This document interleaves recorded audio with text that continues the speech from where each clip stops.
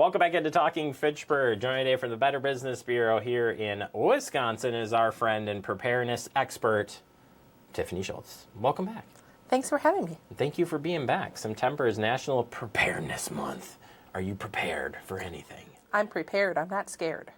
Oh my gosh, that's like the line today. That's the line. It's is. not even in here, unless it is, and I didn't read the note. But nevertheless, being prepared for any disaster, any natural, whatever the case is, are you ready? And we've seen this year, in the last couple months, we saw Milwaukee had the massive floods. The rain came down. They warned everybody. I remember putting out a graphic going into that weekend like, hey, there's potential for some flooding in certain areas, blah, blah, blah. Were you ready? And it's not of me like putting you down like for the people who get, how do you get prepared for that too on the flip side? But it's really hard to think sometimes really big about those situations. Like wrap your head around it. Unfortunately, we're not prepared until it's too late most of the time, right? And we've had some natural weather disasters here in the state of Wisconsin, from tornadoes to flooding and everything in between. Think about the cold weather in the winter. And it comes upon us quickly. And if we're not prepared, we go into fight or flight mode. And we don't want to do that. We want to be prepared so that everybody knows the plan before it happens, in case that we want to implement it or we have to implement it. We don't want to implement it, but sometimes we have to implement it. So we're going to talk today about some things that you can do with you and your family to keep yourself safe. So making the plan and putting that together, I like the statement, making your own emergency plan for your family, tailored to your family. So there's certainly a lot of great stuff out there on building that basic plan, but every family has certain needs. Maybe you have pets, maybe somebody has a disability, maybe, whatever is out there. But as you're kind of building this, you got to build it, to the things that you need in your situation, because everybody's situation is a little different. Everybody's situation is different, but every situation is different too. Mm-hmm. A tornado is going to be different than a flood, than a fire. You want to put together a plan and have the entire family involved, including the pets. What's more important, though, is you have this plan, right? The plan's sitting, in your cabinet in the living room. You've all talked about it. But have you practiced the plan? It's important to practice that plan too. Get everybody involved, including the kids, including the pets, and practice it at least twice a year. If you never have to use it, that's great. But if you do have to use it, you're going to be prepared. It was so sad. I prepared one a couple of years ago. Still have it. Had to re-prepare it. But I had a box. Had a tote. It was in our space for if tornado related. But I had there. I popped it open after a 2-year mark. I think I was checking it once a year, and one of the waters just disintegrated in there. So I opened it up and it flooded in my preparedness kit. And I was like, well, isn't that ironic? The kit's just flooded. But interesting enough, that when you go and check these things, are you checking it and running through the plan? I think a lot of people get in trouble with that. We talk about being prepared, but actually going through the steps, checking the kits. When's the last time you checked your first aid kit? Checked your meds to make sure that the dates are set. Having all that stuff, it's hard.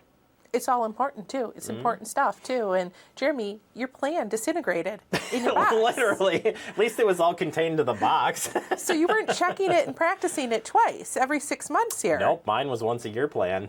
And that was just one. You think there were so many different types of disasters, right? I mean, this one was, setting aside water, food, some of the easy things that I could have stored and ready to go. Boy, was I shocked. Don't do what Jeremy did. Well. I mean, who knew the water would break? May have been because I punctured a hole in it, but, nevertheless, when I moved it around. But also, you're saying the communication, too. And when you run with, especially kids, running through, even down to, what happens if the smoke detector goes off? What do you do? I think it's fun. I do this with my kids.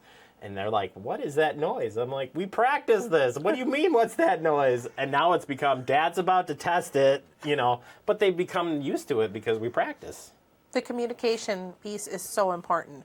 While you're practicing your plan, where is everybody going to go? Where are they going to end up? How are you going to communicate? How are you going to communicate if you don't have your phones or the phone lines are down?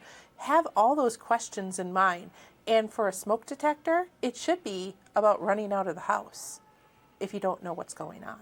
Yeah. Where's the meeting point when you're going to meet outside? Where is the meeting point? All right. So we've kind of covered, the evacuation, the communication plan, practicing it twice a year. The other one that's in here that I do want to mention is receiving alerts and warnings, because that kind of has changed a little bit. I mean, we can get them on our devices now, which is great. But not everybody knows that. Or some people are like, why is my phone going off? I didn't even know I was on for that. You got to have these things, though. And it's important not to ignore the warnings. So many people did ignore those warnings for the flooding. It doesn't happen here. It's not going to happen here. A tornado is not going to happen here. It can happen here. Don't ignore those warnings. Those weather experts are trying to help us. Yeah. Well, and it's so hard, too, because the whole southern Wisconsin's under a flash flood watch. And you're like, okay, well, how do I put that in perspective if it only is going to hit this section and it hit this small section? But you got to be prepared. But, I mean, that's part of your preparedness, is knowing how you're going to receive those alerts. Next one is the life-saving skills, knowing basics. And when you think life-saving, I automatically think like CPR, hands. I'm sure there's a hands-only CPR class coming up here in Fitchburg. But what things should people know on the life-saving skills set? You want to know how to turn off your utilities. As things are happening, you can get to your utilities. Do you know where your utilities are to turn them off? Turn off the water. Turn off the electricity. The electricity can kill you if you have flooding in your house. You want to get to that and turn that off. So the CPR is important. Make a first aid kit. Where is that first aid kit? So important to have those life-saving skills available. Get out of the house. If there's a fire, get out of the house. Yeah, and it's like you said, it could be anything. Like, you're planning for everything, so walk through these things. And again, everybody needs to be included in those things. Everybody that can. I mean, the kids not always, but what if something happens to you and you got to make that, throw that switch? Just saying, it's good to know.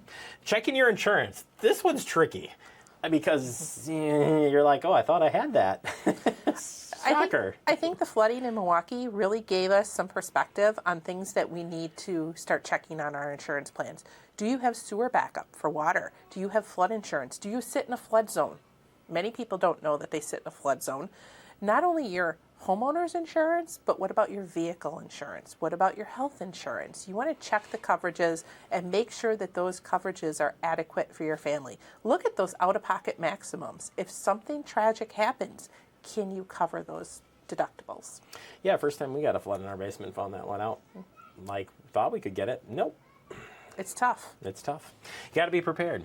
Finally, save for an emergency. Consider saving money and storing funds aside for emergencies. Do you have an emergency fund? That's a common thing that we all hear about. Like, yeah, that sounds good, but... The emergency fund, you should have 6 months of expenses living in the emergency fund. But you also need to have some cash on the side. If the ATMs go down, if the stores are closed, you have money in a safe that you can access that's liquid, that you can get if you need to stay in a hotel room, the cards aren't working, anything can happen. Having $500 to $1,000 in cash that you can readily grab at some point is important.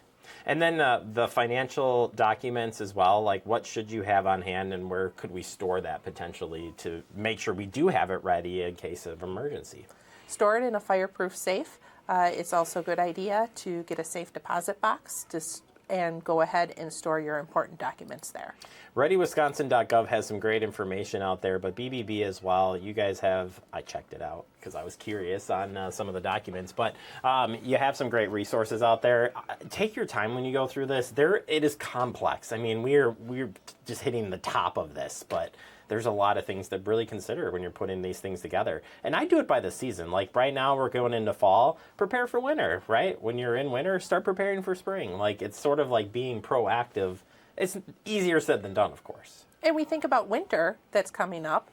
Well, frozen pipes. Yes, we get snow, but we can get some flooding in the winter months. Frozen pipes, what are we going to do? So it's a great idea to prepare your family for the next season that's coming up. All right. Well, again, if people want to learn more from your perspective, they can check out the website, and you keep up to date on a lot of different things. The other thing on the flip side of this, after a tragedy happens, we always talk about scams too. So even adding that to your preparedness, like, okay, remember, there's going to be fly-by companies that are going to be here. Yikes. Any type of natural disaster, scammers follow the news, and they're going to be knocking on your door in flood-damaged, fire-damaged, tornado-damaged cities. Just be careful who you hire. All right, Tiffany, I appreciate the time as always. We'll check back in next month. Thanks for having me. Thank you.